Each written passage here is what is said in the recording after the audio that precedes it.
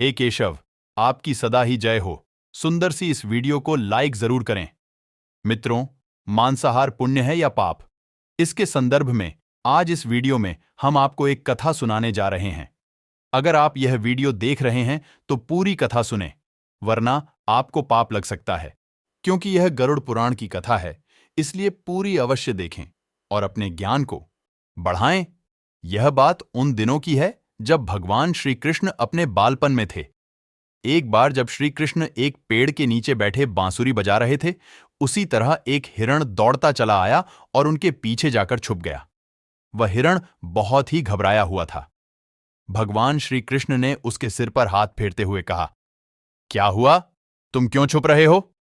उसका पीछा करते हुए एक शिकारी भी वहां आ पहुंचा और बोला, यह मेरा शिकार है, इसे मुझे दे दो, इस पर मेरा अधिकार है। तब भगवान श्री कृष्ण बोले, हर जीवित जीव पर उसका खुद का अधिकार होता है, ना कि किसी का। तब वह शिकारी क्रोध में बोला, यह मेरा शिकार है, इसे मैं पकाकर खाऊंगा। तब भगवान श्री कृष्ण बोले, किसी भी जीव को मारकर खाना पाप की श्रेणी में आता है। क्या तुम पाप के भागी बनना चाहते हो? मांसाहार पुण्य है या पाप? क्या तुम धर्म को नहीं जानते? तब वह शिकारी बोला, मैं तुम्हारे जितना शिक्षित तो नहीं कि यह जानूं कि मांसाहार पुण्य है या पाप, पर मैं यह जानता हूं कि जीव को मारकर खाना इसमें कोई हर्ज नहीं। मांसाहार से तो एक तो वह जीव को जीव बंधन से मुक्त कर रहा है, फिर क्यों मांसाहार से मना किया जाता है? मांसाहारी होने को क्यों नहीं कहा जाता? वैसे भी मैं इसको मारकर नीच योनि से मुक्ति दिलाकर पुण्य ही कमा रहा हूं, फिर इस पर पाबंदी क्यों? इसे तो प्रोत्साहित करना चाहिए। जहां तक मैंने सुना है, जीव हत्या तो शास्त्रों में भी बताई गई है। राजा लोग शिकार किया करते थे। ऐसे तमाम तर्क देते हुए श्री कृष्ण से पूछा कि फिर क्यों यह मांसाहार गलत है और पाप की श्रेणी में आता है? आप ही बताइए, मांसाहार पुण्य है या पाप? भगवान श्री कृष्ण समझ गए कि इसकी बुद्धि मांस खाने के कारण तामसिक हो गई है और उसने सोचने और समझने की बुद्धि भी खो दी है। फिर भगवान श्री कृष्ण बोले, इस अंतिम विषय पर पहले मैं कोई राय नहीं दूंगा।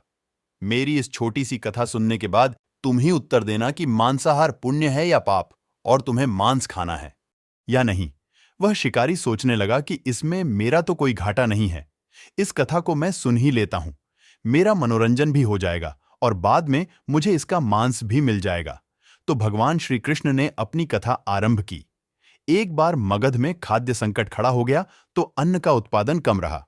राजा को चिंता हुई कि यदि इस समस्या का शीघ्र निदान नहीं किया गया तो संरक्षित अनाज कोष भी खत्म हो जाएगा और संकट भीषण हो जाएगा। तो सम्राट ने अपनी राज्यसभा में पूछा, देश की खाद्य समस्या को सुलझाने के लिए सबसे सस्ती वस्तु क्या है? मंत्रीगण सोच में पड़ गए। चावल, गेहूं, आलू इत्यादि पदार्थों को उगाने के लिए बहुत श्रम करना पड़ता है। वह तभी प्राप्त होते हैं जब प्रकृति का प्रकोप ना हो। ऐसे में तो कुछ सस्ता हो ही नहीं सकता। तभी शिकार का शौक रखने वाले एक मंत्री ने सोचा कि यही उत्तम अवसर है। क्यों ना अंधाधुंध शिकार के लिए राजा की अनुमति ले ली जाए। उसने सभा में कहा कि सबसे सस्ता खाद्य पदार्थ है, मांस इसके लिए धन का खर्च भी नहीं है और पौष्टिक खाना भी मिलता है। सभी सामंतों ने इस बात का समर्थन कर दिया, लेकिन मगध के प्रधानमंत्री अभी भी चुप थे। सम्राट ने पूछा, प्रधानमंत्री, आप चुप क्यों हैं? आपने कोई अनुमोदन नहीं किया, आपका क्या मत है? प्रधानमंत्री ने कहा, मैं यह नहीं मानता कि यह कथन सही है कि मांस सबसे सस्ता पदार्थ है। फिर भी इस विषय पर मैं अपने विचार आपके सामने कल रखूंगा। प्रधानमंत्री उसी रात मांसाहार का प्रस्ताव रखने वाले सामंत के घर पहुंचे। सामंत ने इतनी देर रात प्रधानमंत्री को अपने घर आया देखा तो वह घबरा गया। किसी अनिष्ट की आशंका से वह कांप गया। प्रधानमंत्री ने कहा, संध्या को महाराज बीमार हो गए, उनकी हालत बहुत ही खराब है। राजवैद्य ने कहा है कि किसी शक्तिशाली देह का 2 तोला मांस मिल जाए तो राजा के प्राण बचाए जा सकते हैं। आप महाराज के सबसे विश्वास पात्र हैं, इसीलिए आपसे योग्य कौन होगा? इसके लिए आप जो भी मूल्य लेना चाहे ले सकते हैं। आप कहें तो इस काम के लिए मैं आपको 1 लाख स्वर्ण मुद्राएं भी दे सकता हूं। एक बड़ी जागीर भी आप मांग सकते हैं। बस आप अपनी इच्छा कहें, मैं कटार से आपके हृदय को चीर बस 2 तोला मांस निकाल लूंगा। यह सुनकर सामंत के चेहरे का रंग फीका पड़ गया। वह सोचने लगा, जब जीवन ही नहीं रहेगा तो लाख स्वर्ण मुद्राओं से मैं क्या करूंगा, और बड़ी जागीर भी किस काम आएगी। वह झटपट अंदर भागा और अपनी तिजोरी से 1 लाख स्वर्ण मुद्राएं लेकर आया। मुद्राएं देकर उसने प्रधानमंत्री के पैर पकड़ ली और गिड़गिड़ा हुए बोला, श्रीमंत, मैं आपकी 1 लाख मुद्राओं में अपनी 1 लाख मुद्रा और मिला हूं। इस पैसे से आप किसी और सामंत के हृदय का मांस खरीद लें, किंतु मुझे जाने दे, यह बात किसी और को पता ना चले। मैं आपसे आग्रह करता हूं प्रधानमंत्री जी। यह सब समझ चुके थे, वह उसे थोड़ी और मानसिक पीड़ा देना चाहते थे। प्रधानमंत्री ने आगे कहा, सामंत, आप शरीर से बलिष्ठ हैं, आपकी कदकाठी महाराज से मिलती जुलती है, इसीलिए राजवैद्य ने खास तौर पर आप ही का नाम लिया है। आपके दान से हमारे अच्छे राजा की जिंदगी बच सकती है। आप कहे तो मैं आपको प्रधानमंत्री का पद देने को तैयार हूं और खुद आपका कर्मचारी बनकर रहूंगा, पर प्रजा से हमारा राजा ना छीने। सामंत तो फंसता हुआ दिख रहा था। उसने शरीर पर अंगवस्त्र रखकर अपने जूते भी पहन लिए। जैसे ही वह वहां से भागने वाला था, वह तुरंत प्रधानमंत्री के पैरों में लेट गया। उसने याचना की कि प्रधानमंत्री, मैं इसके योग्य नहीं हूं। जब प्राण ही नहीं रहेंगे तो प्रधानमंत्री पद का या राजा का सिंहासन भी मिल जाए तो मैं उसका क्या करूंगा। आप चाहे तो मेरा सब कुछ ले लें, पर मेरे प्राण ना ले। मैं अपना यह भवन और सारा धन आपको सौंपूं, रातों रात राज्य से निकल जाऊंगा। इतना कहकर वह अपने घोड़े की ओर भागा, और जैसे ही अपना घोड़ा गांठ लगा, आवाज आई, अभी अभी अपने पीछे गए, तुम अपने परिवार को भी छोड़े जा रहे हो। सामंत बोला, मेरे प्राण से प्रिय कुछ भी नहीं है। जब जीवन ही ना रहेगा तो कुटुंब का क्या करूंगा। जीवन रहा तो ऐसे ही सुखी रह लूंगा। इतना कहकर घोड़े पर छलांग लगाकर बैठ भी गया। वह अभी चलने को ही था कि प्रधानमंत्री ने घोड़े की सांख पकड़ ली। वह सामंत से बोला, भागने की जरूरत नहीं है, आप आराम से घर पर ही रहो, मैं किसी और का प्रयास करता हूं। यह कहकर प्रधानमंत्री वहां से चले गए। प्रधानमंत्री के वहां से जाने पर सामंत के अंदर कुछ जान तो आई, परंतु बेचैनी बनी रही। उसकी नींद खराब हो चुकी थी। मुद्राएं लेकर प्रधानमंत्री बारी से सभी सामंतों के घर पहुंचे और सभी से राजा के लिए हृदय का 2 तोला मांस मांगा, परंतु कोई भी राजी ना हुआ। सबने अपने बचाव के लिए प्रधानमंत्री को 1,00,000 और 5,00,000 मुद्राएं तक दे दी। इस प्रकार प्रधानमंत्री ने एक ही रात में करोड़ों स्वर्ण मुद्राएं जमा कर लीं। फिर सुबह होने से पहले ही अपने महल में पहुंच गया। अगले ही दिन राजसभा में सभी सामंत समय से पहले ही पहुंच गए। सभी यह जानना चाहते थे कि राजा स्वस्थ है कि नहीं, लेकिन कोई भी किसी से भेद नहीं खोलता था। सबको राजवैद्य की तलाश थी, उनसे ही उन्हें कुछ सूचना मिल सकती थी। प्रधानमंत्री ने सैनिकों को आज्ञा दे रखी थी कि जब तक महाराज राजसभा में ना आए, किसी भी सामंत को भी महल से बाहर जाने की आज्ञा नहीं है। राजा सभा में अपनी चिर परिचित गति में आए और अपने सिंहासन पर आकर बैठे।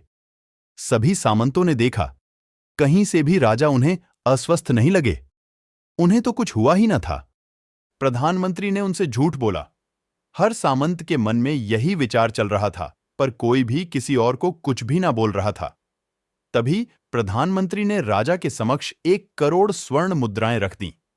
राजा ने पूछा, यह स्वर्ण मुद्राएं किसके लिए हैं और कहां से आई? प्रधानमंत्री ने कहा, 2 तोले मांस के लिए इतनी धनराशि जुटाई है, पर मांस ना मिला अपनी जान बचाने के लिए। सामंतों ने यह मुद्राएं दी हैं। अब आप यह विचार कीजिए, मांस कितना सस्ता है। राजा को बात समझ में आ गई। उन्होंने प्रजा को अतिरिक्त परिश्रम करने का निवेदन किया और राजा के अनाज भंडार में से अनाज निकालकर श्रमिकों को दिया गया। उन्होंने पौष्टिक सब्जियों की खेती का तुरंत आदेश दिया। वह 1 करोड़ स्वर्ण मुद्राएं इसी कार्य के लिए और श्रमिकों के कल्याण के लिए खर्च की गई ऐसी साग सब्जी तेजी से उगी, जिससे प्रजा का कल्याण भी हुआ और पौष्टिकता भी मिली। कुछ समय बाद मौसम अनुकूल हुआ और खेती लहलहाने लगी। इस प्रकार राज्य से खाद्य संकट दूर हुआ। तो मित्रों, जीवन का यह मूल्य भगवान श्री कृष्ण हमें इस कथा के जरिए समझाना चाहते हैं कि हम यह ना भूलें कि जिस तरह हमें अपनी जान प्यारी है, उसी तरह सभी जीवों को अपनी जान प्रिय होती है। अपने दिल से जानिए पराये दिल का हाल।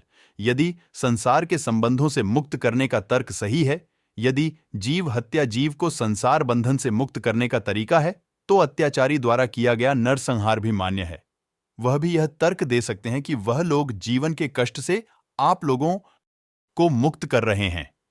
अगर उसके लिए वह जीवन बोझ होता तो कभी भी अपनी जान बचाने के लिए संघर्ष नहीं करता, आपसे भागता नहीं।